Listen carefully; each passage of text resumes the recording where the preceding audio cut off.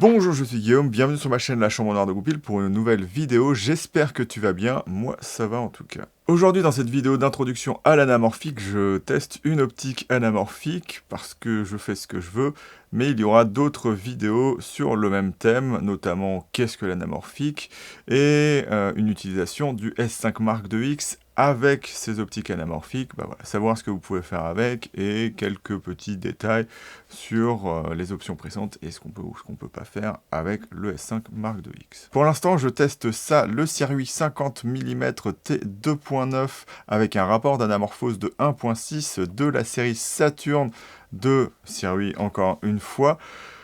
J'adore cette optique. Et accessoirement, c'est ma première optique anamorphique, mais on reste ici dans un test et je ferai parler les images pour vous donner envie ou non d'acheter cette optique. Je commence toujours mes tests d'objectifs par une partie dédiée aux caractéristiques. J'aurais d'ailleurs aimé vous montrer la formule optique de cette chose, mais on n'a pas de visuel malheureusement. Je pourrais juste vous dire qu'on a 17 éléments répartis en 12 groupes dans l'optique. On a 10 lamelles de diaphragme pour des billes de bokeh vraiment assez douce. Et on a une filtration qui sera sur un diamètre de 62 mm sur le 70 et sur le 75 et le 50, mais pas sur le 35, on est sur 58. Donc il vous faudra adapter des step-up rings dessus, ce qui est pratique ou non, c'est juste des fois un petit peu embêtant si vous en ajoutez plusieurs, mais ce qui a dû être marrant chez Cirrus, c'est quand ils ont fait les CAD du 50 et du 75. Ça doit être dû au fait que Surrey, oui parce que ça se dit comme ça, quand ils ont fait le 35 mm, n'avaient pas envisagé le 50 et le 75. D'ailleurs, certains rapportent que ça devait pas être les focales de base de la ligne, mais au final on se retrouve sur les mêmes que les Vénus, avec un avantage pour l'instant des Vénus à avoir plus de focales dans les téléobjectifs, alors que là on se retrouve qu'avec du 35, 50 et 75 sur la série Saturn. Un gros avantage par contre de la série Saturn, c'est leur formule optique améliorée. En effet, un gros problème de la série Vénus, c'est leur incapacité de garder un rapport d'anamorphose constant. En effet, à plus l'infini, on est sur 1,6, mais lorsque on se rapproche du sujet à la mise au point minimale, on est pratiquement sur 1,7, ce qui donne ce phénomène de gonflement des visages qui n'est absolument pas recherché sur les anamorphiques. Ici, chez les Saturnes, on l'a pas.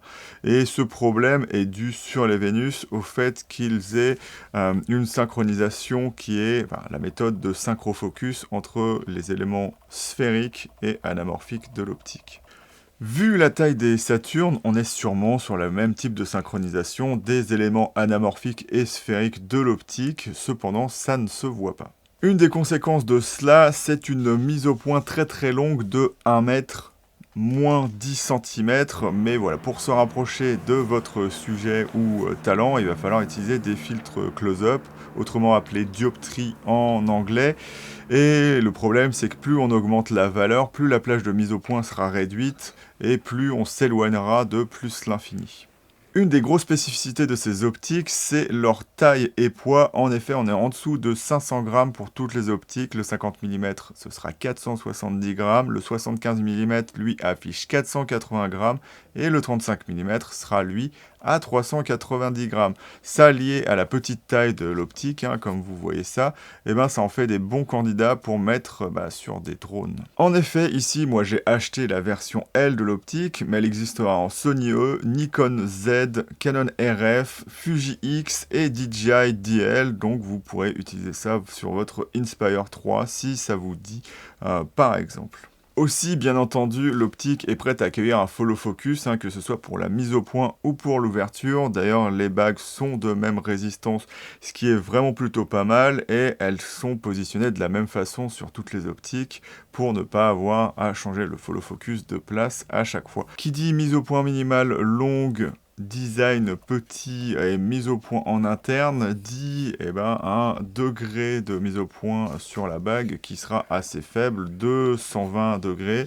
Et pour ceux à qui ça ne plaira pas, ils savent qu'il y a des follow focus qui peuvent changer le degré d'angle pour avoir quelque chose qui se rapproche de 360 degrés ou même 360 degrés ou ce qu'ils veulent. Après, c'est vrai que si vous n'avez pas de follow focus, la précision sera moins bonne que sur d'autres optiques cinéma un petit peu plus grosses ou même beaucoup plus grosses. Et parce que je crois que je vous ai tout dit, je finirai par le revêtement. Enfin, on a 2 types de revêtements sur les optiques Saturn, à savoir le typique, la typique raie bleue hein, qu'on aura, et aussi le neutre, donc qui se reflètera dans toutes les lumières, hein, avec la couleur de la lumière, contrairement au bleu où ce sera généralement bleu, ou des nuances de bleu, voilà, plus vert ou des trucs dans le genre. Après, on n'est pas chez Loa, donc on n'a pas de revêtement doré, mais c'est déjà ça, hein. Et si vous voulez le revêtement neutre, hein, comme je vous l'ai dit, eh ben, il y aura que pour l'instant les Saturnes qui font ça. Toutes les séries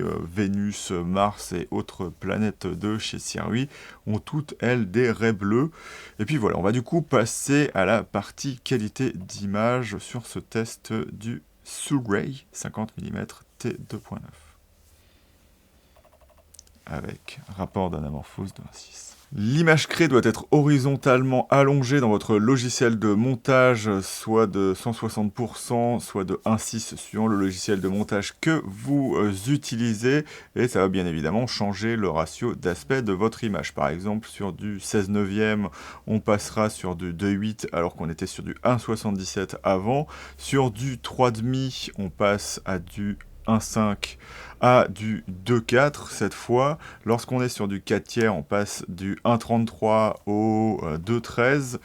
Lorsqu'on est sur du 17 neuvième, on va passer sur du 3,03, donc du 3,0, ce qui est beaucoup moins usuel que les autres. Donc bien évidemment, hein, si vous voulez pas avoir des grosses bandes noires, le mieux ce sera d'utiliser des ratios d'aspect, par exemple de 3,5, comme sur le S5 II X, sur le Fuji X-H2S. Bon, il y a d'autres Lumix qui le font, et d'autres Fuji aussi qui le font, comme le S1H et chez Fuji, le S20.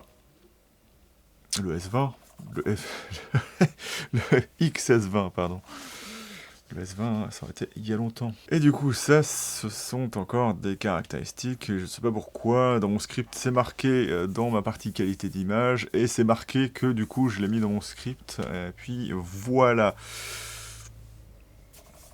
Avant de passer à tous les détails qui a trait au fait que ce soit une optique anamorphique et aussi une optique Sirui, parce que ça va avoir son importance, celle-ci est chaude. Et je parle de colorimétrie. D'ailleurs, ici, on peut voir la science des couleurs du Panasonic S5 II X dans tous mes réglages d'optique, donc d'optique comparée au 50 mm Sirui, à savoir ce qui me filme ici, le Canon 28 mm f1.8 et l'optique de kit Lumix 20-60, parce que c'est ce qui me filme le plus facilement ici. Et donc voilà, on voit bien dans le réglage que pour avoir quelque chose de neutre, on a les mêmes compensations, mais par contre, lorsque on arrive dans la teinte, enfin pas la teinte, mais justement le réglage de chaleur de l'image, et ben j'ai dû tourner vraiment très très bas l'image pour que ça marche, et après l'image est complètement utilisable, il n'y a aucun problème là-dessus, mais c'est vrai que de base l'optique est vraiment très très chaude. Alors ça peut marcher hein, bien évidemment en extérieur, il n'y a pas de problème là-dessus, puisque souvent on règle ces Kelvin, même si on les règle une fois et après on continue pendant la journée. C'est peut-être des fois un petit peu problématique avec le ciel, mais ça marche souvent comme ça. Mais en intérieur, quand on a fixé sa balance des blancs et qu'on change d'objectif, ça se voit, donc c'est comme ça que je l'ai vu ici. Et voilà, il faut faire attention, et c'est ça qui fait que c'est bien d'avoir un set complet lorsqu'on filme. Mais voilà, vous vous êtes prévenu sur la chaleur de l'objectif, et ça aussi, un petit effet, je trouve que le plus problématique, c'est surtout que par exemple, quand on utilise les flares bleus, eh ben, il se voit moins que lorsqu'on a corrigé cet aspect, puisque voilà, dans le show, le bleu se voit moins. Mais voilà, c'est juste un petit détail, et lorsque vous filmerez avec, de toute façon, si vous ne corrigez pas, eh ben, vos talents paraîtront un peu moins morts, mais peut-être un petit peu plus malades de maladie du foie. Mais ça, voilà, c'est suivant ce que vous désirez. Je parlais du fait que ce soit une optique Sirui. En effet, une grosse signature de cette optique, c'est que, et de la série d'optiques bien évidemment, et de toutes les optiques de cette marque, c'est d'être souvent très très piqué, et c'est pas forcément très agréable pour ceux qui font de l'anamorphique, puisqu'on on cherche un caractère un petit peu à l'ancienne. Après moi je trouve personnellement que ça pose pas trop de problème vu son positionnement tarifaire, à savoir que maintenant on trouve des options à ce prix-là ou moins cher. Mais avoir une optique placée comme ça en anamorphique, c'est vraiment pas cher. Et donc pour ceux qui arrivent d'optique un petit peu plus neutre et basique, l'entrée dans l'anamorphique se fait de manière plus douce. Et voilà, du piqué, on peut toujours l'enlever. Ce sera une question de goût comme beaucoup des paramètres de cette optique et beaucoup des qualités ou défauts de cette optique.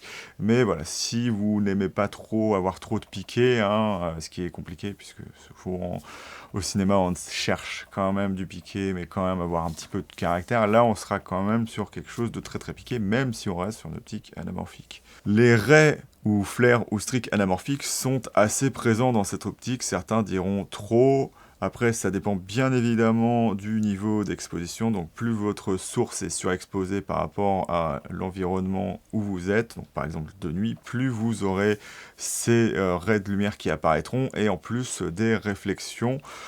Faites attention, juste des fois, il se peut que vous voyez des raies sans les voir et ça peut donner un aspect à l'image où on a l'impression qu'il y a du bruit dans les ombres alors que c'est juste la raie qui est visible. C'est très très bizarre de parler de raie tout le temps. C'est vrai que c'est pour ça que des streaks, c'est peut-être un petit peu plus simple au final. Juste un petit commentaire pour finir. Si vous passez une lumière au-delà du cercle optique, sur les côtés notamment, hop, par ici, voilà, vous allez vous retrouver avec un flare assez concentré. Donc si vous voulez avoir un effet comme ça, il suffit de passer une petite lampe, comme je le montre sur l'exemple ici. Les aberrations chromatiques, j'espère que c'est ton truc, parce que il y en a quand même vachement là-dessus. Alors ce qui est intéressant, c'est que comme on n'est pas sur une optique autofocus, on va pas vraiment se concentrer tout le temps dessus, donc il n'y a pas d'aspect inesthétique à aller voir dans l'image. Reste qu'elles resteront forcément là, aussi bien dans les zones de surexposition sur les bords, ou même longitudinalement, et c'est là où ce sera peut-être le plus inesthétique. En fait, ça fait des bokeh où lorsqu'il y a du blanc à l'intérieur ou des couleurs assez légères, on va vraiment voir des raies de couleurs apparaître à l'intérieur qu'on ne peut de toute façon pas supprimer. Et puis voilà, donc il faut embrasser cet aspect de l'optique, sinon vous ne voudrez pas du tout l'utiliser. Donc vous pouvez voir ce que ça donne un petit peu ici. Et comme c'est une optique anamorphique, on aura vraiment les côtés qui finissent par un petit peu plus baver.